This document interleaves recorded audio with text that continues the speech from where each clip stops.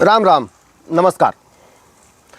हमारा देश के, हमारा भारत के सभी छोट बड़ भैया बहन, बच्चा बुतरू, दोस्त मित्र सबकर खूब खूब स्वागत, बंदन अभिनंदन। जागरूक रहे के बाद जुड़ रही जा। मैं CS भारद्वाज, आप देख रहे हैं CSB मीडिया। बातें घिसी पिटी। अरविंद केजरीवाल ने हाई कोर्ट में अर्जी लगाई थी, वहाँ से उनको तगड़ा झटका लगा है। अर्जी लगाई थी केजरीवाल ने कि हमारी गिरफ्तारी ही गैर कानूनी है। हाई कोर्ट ने याचिका खारिज कर दी। हाई कोर्ट में केजरीवाल ने एक और याचिका लगाई थी कि हमको जेल में ही अलग व्यवस्था दी जाए जहाँ से मैं सरकार चला सकूं। अब इसको समझने के लिए आप यूँ समझिए कि सहारा के सुब्रत राय सहारा को जब सज़ा हो गई थी तो उनको ऐसी एक सुविधा दी गई थी। उसी के आधार पर इन्होंने यह सुविधा मांगी है। दरअसल सुब्रतो राय को जो सुविधा दी गई थी वह सुविधा देने का आधार यह था कि उन्होंने कहा था कि हम जो है निवेशकों का पैसा लौटाना चाहते हैं, हमको अपनी जो एसेट है, जो संपत्ति है, उसको बेचने का व्यवस्था किया जाए और मैं जेल से ही उसका डील करूंगा। चूँकि मैं वगैरह था, मैं उसके बारे में जानता हूं और मैं ही उसकी डील कर सकता हूं। तो उनको एक सुविधा दी गई थी। जेल में प्रिजन बना दिया गया था। प्रिजन का मतलब जेल का जो बैरक है और प्रिजन में थोड़ा अंतर होता है। जेल के जो नियम है वो थोड़ा कठिन होते हैं और प्रिजन में थोड़ा सा नियमों में नरमी होती है। वहाँ उनको कुछ व्यवस्था दी जाती है जिससे वो अपनी बातचीत और अपने डील वगैरह कर सके। तो अरविंद केजरीवाल ने ही भी इसी आधार पर सरकार चलाने के लिए प्रिजन की व्यवस्था की अपील की थी। कोर्ट ने इसे अस्वीकार कर दिया, याचिका खारिज हो गई। अच्छा, एक गौर करने वाली बात है कि ये गिरफ्तारी को गैर कानूनी बताने के लिए याचिका डाल रहे हैं। जमानत की अर्जी नहीं कर रहे हैं, जमानत नहीं मांग रहे हैं। आखिर इसके अंदर खेल क्या है? पार्टी पूरी नौटंकी कर रही है रोड पर उतरकर। अभी उपवास की नौटंकी चल रही थी। अरे भैया, उपवास तुम्हारे लिए उपवास कौन करेगा? उपवास संजय सिंह करेंगे। तुम जिसके जीजा लगते हो केजरीवाल जी, वही उपवास करेंगे। तुम्हारे मोहल्ले वालों ने भी उपवास नहीं किया होगा, मुझे नहीं लगता है। तुम तो खुद को भगत सिंह की औलाद बताते थे। जेल में गए, चर्बी घट गई, BP 40, शुगर 40 आ गया है। भगत सिंह तो हंसते हंसते फांसी पर चढ़ गए थे। बाहर थे तो खूबे डिंग हाँकते रहे थे।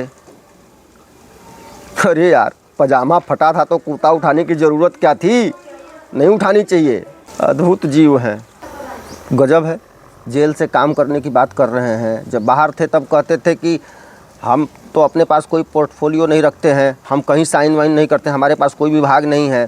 तो अब कौन सा विभाग आप देखेंगे जो काम करना है आपको जेल से? जब केजरीवाल आए थे तो मैंने सोचा था कि शायद ये कुछ अलग टाइप के हैं, लेकिन सचमुच अलग टाइप के हैं। नौटंकी में तो कांग्रेसियों के भी बाप निकल गए। ये जितनी नौटंकी कांग्रेसी करते हैं, हमें नहीं लगता कि केजरीवाल को वो मात दे पाएंगे। केजरीवाल उनके बाप हैं। एक बात ध्यान में आई, ये उपवास का जो तमाशा चल रहा था, इसका आपने टाइमिंग वगैरह आपने ध्यान दिया होगा। उपवास 10 बजे शुरू होगा और 5 बजे रोज़ा खुलेगा। जब ये लोग उपवास किए तो इसका टाइमिंग ये रखे थे। पानी पीना है, कितना पानी पीना है। संजय सिंह मंच पर चढ़े तो जो वहाँ लोग बैठे हुए थे कार्यकर्ता, उनसे पूछ रहे हैं कि खाना वाना खाए हैं आप लोग ना? मतलब ये पूरा प्लानिंग सेट था। खाना वाना खा के बैठना है 10 बजे और 5 बजे उपवास का नौटंकी करके फिर घर पहुँच लेना है।